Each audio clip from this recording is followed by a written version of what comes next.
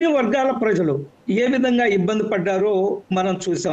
వాళ్ళకి రాజకీయంగా వ్యతిరేకంగా ఉండే వ్యక్తి, అన్ని వర్గాల ప్రజలంటే నేను మొత్తం రాష్ట్రంలో ఉండే ప్రజలందరినీ కూడా దారుణాలు దౌర్జన్యాలు వైసీపీ వాళ్ళు చేశారని అనడం లేదు.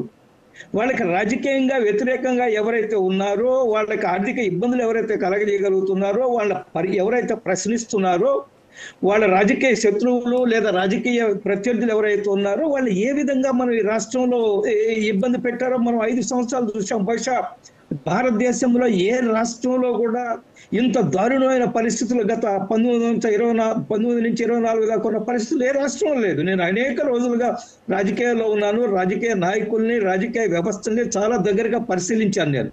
ఇంత దుర్మార్గము, ఇంత దారుణము భారతదేశంలో నాకు తెలిసి ఏ రాష్ట్ర ప్రభుత్వంలో కూడా నేను నా పరిశీలనలో తేలలేదు. ఒకటి. రెండోది, నేను ముందే చెప్పాను, లోపాలు ఉన్నాయా, ఆల్ ఈజ్ వెల్ అని అనడం లేదు, అంత భూతల స్వర్గం అని నేను అనడం లేదు. కానీ సమస్యలు ఉన్నాయి కొన్ని దగ్గర. సమస్యల పట్ల ప్రభుత్వం వెంటనే స్పందిస్తుంది. మనం ఈ మధ్యకాలంలో చూసాం కదా, ఒక తెలుగుదేశం మహిళా జిల్లా అధ్యక్షురాలి మీద కూడా కేసు పెట్టారు పోలీస్ స్టేషన్లో. మీకు గుర్తునే ఉంటుంది, ఈ మధ్యకాలంలో జరిగింది. కాబట్టి పోలీసు నిష్పక్షపాతంగా పనిచేస్తుందనే విషయంలో ఒక ఉదాహరణ, అనేక ఉదాహరణలు, అనేక సందర్భాల్లో ముఖ్యమంత్రి గారు సంబంధించిన మంత్రులు హెచ్చరికలు జారీ చేశారు. సొంత పార్టీలోని తెలుగుదేశం నాయకులు కూడా వారు శాసనసభ్యులతో సహా వాళ్ళందరినీ కూడా హెచ్చరించారు. మీరు పరిధిని మించకూడదు, పరిమితులు దాటకూడదు, శాంతి భద్రతలు భంగం కలిగే విధంగా మీరు జోక్యం చేసుకోకూడదు అని చాలా స్పష్టంగా చెప్పారు. మనం ఎప్పుడైనా చూసామా గత 5 సంవత్సరాలు 1924 వరకు ఆనాటి ముఖ్యమంత్రి ఎప్పుడైనా ఆయన ఎమ్మెల్యేలు హెచ్చరించడం కానీ, పార్టీ క్యాడర్ని హెచ్చరించడం కానీ, మీరు పరిమితులు దాటొద్దు అని హెచ్చరించడం కానీ ఎప్పుడన్నా మనం చూసామా? ఏ రోజు మనం చూడలేదు. కానీ ఈ రోజు ప్రభుత్వంలో ఉండే ముఖ్యమంత్రి చాలా స్పష్టంగా హెచ్చరికలు జారీ చేస్తున్నాడు. ఒకటి. రెండోది, ప్రభుత్వాలు వస్తుంటాయి పోతుంటాయి రాజు గారు, రాజకీయ పార్టీలు వస్తుంటాయి పోతుంటాయి, కానీ ప్రభుత్వ వ్యవస్థలు శాశ్వతం కాదా? అది పోలీసు కానివ్వండి, రెవెన్యూ కానివ్వండి, సంక్షేమం కానివ్వండి, లేదా ఇంకా ఏ వ్యవస్థలైనా శాశ్వతంగా ఉండే వ్యవస్థలు. ప్రభుత్వాలు వస్తుంటాయి పోతుంటాయి. కాబట్టి పోలీసు వ్యవస్థను గౌరవించాలా. నేనేమంటుంటే పోలీసు వ్యవస్థలో తప్పులు, పొరపాట్లు లేవా, లోపాలు లేవా? ఉన్నాయి, అందులో ఎటువంటి అనుమానం లేదు. మీరు ఈ రోజు చేస్తున్న హెచ్చరికలు ఏమిటి? మేము వస్తే బట్టలు ఉడదీస్తాము, నడి రోడ్లో నిలబెడతాము, ఉద్యోగాలు ఓడదీస్తామా? భాష ఏమిటి నాకు అర్థం కావడం లేదు. మీరు అనొచ్చు, మీరు తప్పులు చేస్తున్నారు, పోలీసు రాజ్యాంగబద్ధంగా వ్యవహరించడం లేదు, మీరు దుర్మార్గంగా వ్యవహరిస్తున్నారు, తప్పులు చేస్తున్నారు, మేము చట్టాలు ఉన్నాయి, న్యాయస్థానాలకు వెళతాం, మేము ప్రభుత్వంకి వస్తాం, మేము మళ్ళా మీ మీద తగిన చర్యలు తీసుకుంటామని అనొచ్చు. అందులో ఎటువంటి అనుమానం లేదు. కానీ 2019 నుంచి 24 అంటే ఇక్కడ ఒకటి సార్, ఇప్పుడు ఒకటి ఏం జరిగింది అనేటటువంటి విషయాలన్నీ కూడా ఆంధ్రప్రదేశ్ రాష్ట్ర ప్రజలు గత 5 ఏళ్లలో చూసాం. సో గతంలో అధికారంలో ఉన్న సందర్భంలో జగన్మోహన్ రెడ్డి గారు మాట్లాడిన భాష, అప్పుడేమో నా వెంట్రుకలు పీకలేరు అని చెప్పి ఆయన చెప్పారు. ఈ రోజేమో మీ బట్టలు తీస్తా అంటున్నారు. ఏంటి అసలు? అంటే ఇది 2.0 అంటే బట్టలు తీసే కార్యక్రమమేనా ఏంటి అసలు? నేనేమంటున్నా అంటే రాజు గారు, భారతదేశ చరిత్రలో 3 IPS ఆఫీసర్లు ఒకే పెన్ స్ట్రోక్ తోటి సస్పెండ్ చేసిన చరిత్ర మనం చూసామా ఎప్పుడన్నా?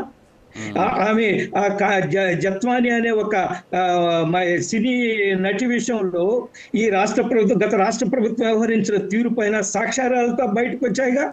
ఆమెకి ఆంధ్రప్రదేశ్కి ఏం సంబంధం అసలు? ఆంధ్రప్రదేశ్లో ఆమె మీద ఏ విధంగా తప్పుడు కేసులు పెట్టి తీసుకొచ్చారు, ఏ విధంగా కుటుంబ ఇబ్బంది పెట్టారు, ఆ విషయంలో ముగ్గురు IPS ఆఫీసర్లు సస్పెండ్ చేశారు. వాళ్ళు చెప్పింది ఏమిటంటే మాకేమీ సంబంధం లేదు, అధినాయకత్వం నుంచి వచ్చిన ఆదేశాలు మేము పాటించామని చెప్పారు. కాబట్టి మీరు గురివింద సామెతను మర్చిపోయి ఈరోజు పోలీసు వ్యవస్థ మీద, శాంతి భద్రతలు కాపాడే పోలీసు వ్యవస్థ మీద అసభ్యకరమైన వ్యాఖ్యలు చేయడము, వారు మొరేల్ దెబ్బతినేటట్టుగా చేయడం, మీ క్యాడర్ని, మీ పార్టీ నాయకత్వాన్ని, నాయకులకి విశ్వాసం పెంచడం కోసం మీరు జత్వాని కేసు అంటే నాకు గుర్తొచ్చిందండి. ఒక స్టీల్ ప్లాంట్ కి సంబంధించి ఒక వ్యాపారి, ఒక పారిశ్రామికవేత్త మీద ఆమె ముంబైలో కేసు పెట్టింది. ఆ కేసుకి సంబంధించి ఆమెను రాజీ చేసుకునేందుకు జరిగినటువంటి ఘటన. అంతకుముందు జగన్మోహన్ రెడ్డి గారు కూడా మాట్లాడారు ఆయన గురించి ఒక సభలో, కడపలో జరిగిన ఒక సభలో. ఈ సందర్భంగా ఆమెను ఈ విధంగా ఇబ్బంది పెట్టిన పరిస్థితి. సో అప్పుడు బీహార్ కదా, అప్పుడు ఆంధ్రప్రదేశ్ అద్భుతమైనటువంటి రాష్ట్రమా ఏమనుకోవచ్చు అప్పుడు? బీహార్తో పోల్చడం అనేది ఏదైతే ఉందో ఇది ఏ మాత్రం సమంజసం కాదు.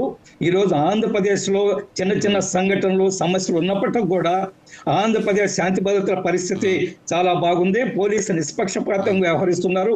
కానీ అక్కడక్కడ పోలీసులు ఏదైనా తప్పు చేస్తుంటే ఎవరైనా ప్రశ్నించవచ్చు, అందులో ఎటువంటి అనుమానం లేదు. కానీ బీహార్తో పోల్చడం ఏదైతే ఉందో మనం చూసాం కదా, గతంలో చిత్తూరు జిల్లాలో జరిగే దారుణాలు, దౌర్జన్యాలు, ఆ రోజు ఆయన రామచంద్ర యాదవ్ మీద జరిగింది. స్వయంగా మాజీ ముఖ్యమంత్రి పర్యటనలకు వస్తుంటే ప్రకాశం జిల్లాలో మిగతా ప్రాంతాల్లో ఏం చేశారు? ఒక మంత్రి, ఆనాటి మంత్రి, ఒక కేబినెట్ మంత్రి చొక్కా ఇప్పేసి మాజీ ముఖ్యమంత్రి పాదయాత్రలో ఉంటే ఎన్నికల కోడ్ వచ్చిన తర్వాత కూడా రామచంద్ర యాదవ్ అనే పర్సన్ కి సంబంధించి ఆయన పర్యటించే సందర్భంలో ఆయన వెహికల్స్ దగ్ధం చేసి చివరికి ఆయన్ని మీద కేసులు పెట్టి ఆయన పారిపోయేలాగా చేశారు. సో అది బీహార్ అంటే. ఈ రోజు ఏదో జరిగిపోతా ఉందని చెప్పేసి అక్కడికి వచ్చి హడావుడి చేయడం. ఒక నిమిషం వస్తాను సార్. పోలీస్ స్టేషన్ లో రాజు గారు ఒక ఇంపార్టెంట్ పాయింట్, ఆయన పోలీస్ స్టేషన్ లో రక్షణకి వెళ్తే పోలీస్ స్టేషన్ లో కూర్చుంటే పోలీస్ స్టేషన్ మీద దాడులు చేశారు, ఆయన ఇంటి మీద దాడి చేశారు, ఆయన ఆస్తులు ధ్వంసం చేశారు. ఈ రోజు వచ్చి మాజీ ముఖ్యమంత్రి గారు శుద్ధులు చెప్తూ ఉంటే, నేను నిలబెడతానంటుంటే రాష్ట్ర ప్రజలను తేలిగ్గా మర్చిపోతారు మీ పరిపాలనని. ఓకే సార్, వస్తాను మీ దగ్గరికి వస్తాను. మీ దగ్గరికి వస్తాను సార్. నరసింహప్రసాద్ గారు గుడ్ మార్నింగ్.